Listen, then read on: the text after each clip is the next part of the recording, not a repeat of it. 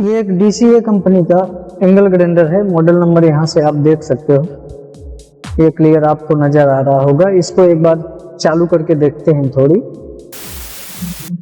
तो ये देख सकते हो, चालू करते हैं तो इसमें अलग ही साउंड आ रहा है चलने पर। तो भी क्या प्रॉब्लम है वो हम ग्राइंडर को खोलते हैं और इसके बाद में इसको रिपेयर करते हैं। आगे का बेरिंग चेक कर रहे हैं तो बिल्कुल सही है। पीछे इसमें 2 स्क्रू लगे हुए हैं। ये और 801 का कुछ पार्ट्स इसमें लगता है या नहीं लगता है। जो पीले कलर के ग्राइंडर आते हैं डिवाल्ट वगैरह के, उस बारे में हम वीडियो में आगे बात कर लेते हैं। यहाँ से पीछे के स्क्रू खोलेंगे। 4 यहाँ से गियर बॉक्स के जो आगे की साइड से स्क्रू लगे रहते हैं उनको भी खोल देते हैं। यहाँ से पीछे की साइड से ये कवर निकालेंगे और यहाँ से जो इसके कार्बन है, ये कार्बन को निकालेंगे।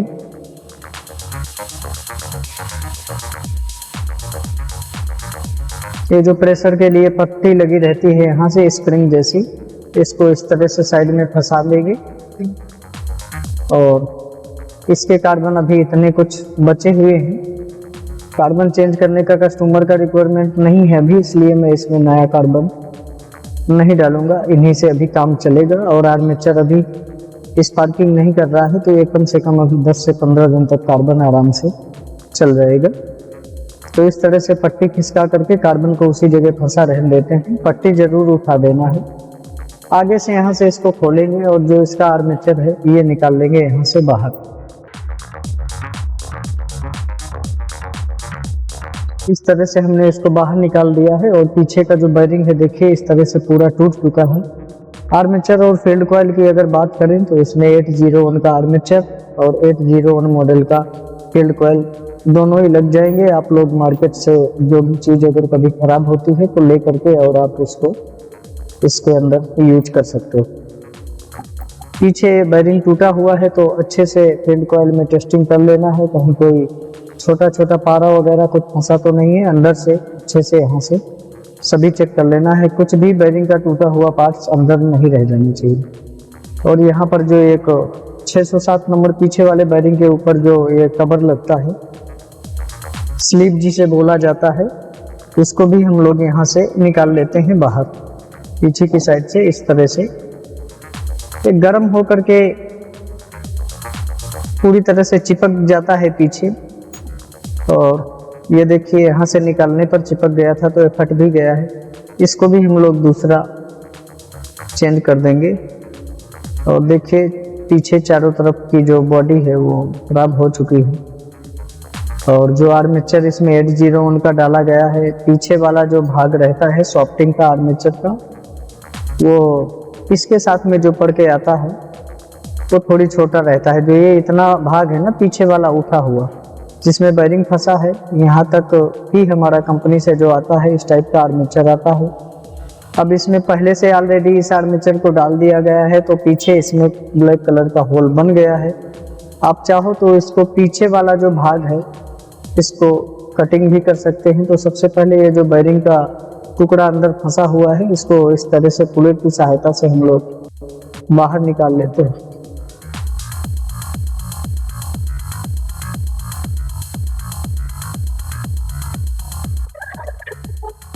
तो इस तरह से हमारा जो बेरिंग है ये इस तरह से टुकड़ा निकल आया है। आर्मेचर इसका बिल्कुल सही कंडीशन में है।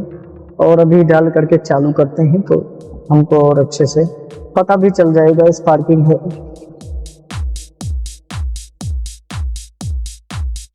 ये वाला जो बेरिंग है इसमें भी थोड़ी हल्का सा मिस्टेक हुआ है। तो इस तरह से हमने जो पीछे का स्लीव है और पीछे का 607 नंबर बेरिंग है ये दोनों नया ले लिया है। यहाँ से इस बेरिंग को हमको सेट करना है। कहाँ तक सेट होता है आप लोग देख सकते हो। यहाँ पर मैं सेट करता हूँ इस तरह से।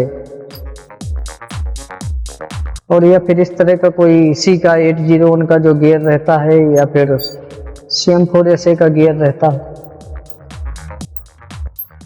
इस तरह से इसको अंदर वाले भाग में ले लेना है यहाँ से।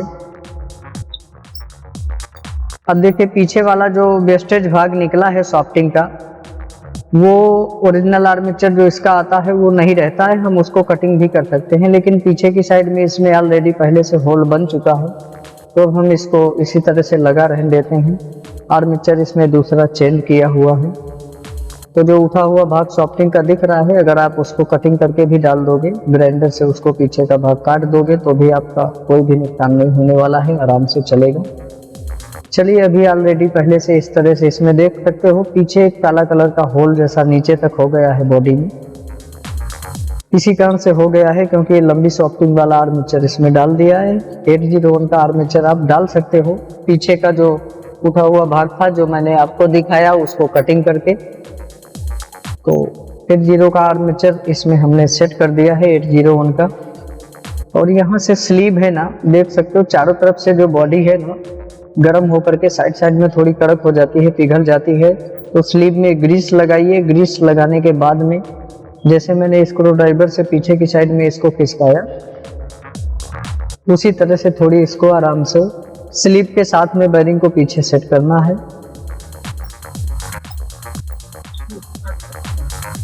अभी यहाँ से हम इसको ठोक करके और पीछे अच्छे से कर देते हैं सेट।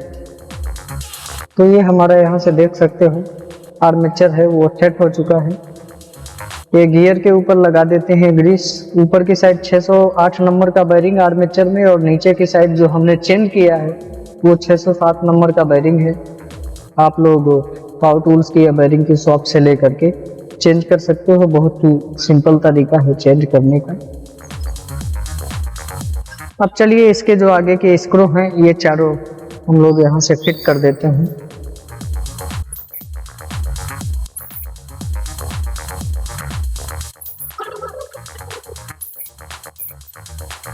अभी इसके जो कार्बन के ऊपर ये जो स्प्रिंग पट्टी रहती है इसको हम उसी तरह से सेट कर देते हैं कार्बन के ऊपर। पीछे का जो कवर है इसको भी यहाँ से फिट कर देते हैं।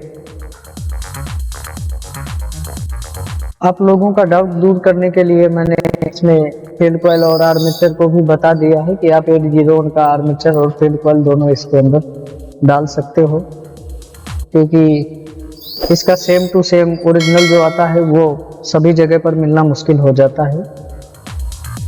अब चलिए इसको, तो ये देख सकते हो ये जो ग्राइंडर है ये बिल्कुल परफेक्ट सही तरीके से चल रहा है। और कुछ इसी तरह से इस मशीन के ऊपर जो भी बेरिंग है वो आप चेंज कर सकते हो, फील्ड कॉइल आर्मेचर भी चेंज कर सकते हो। चलिए मिलते हैं नेक्स्ट वीडियो में, तब तक के लिए टेक केयर, जय हिंद।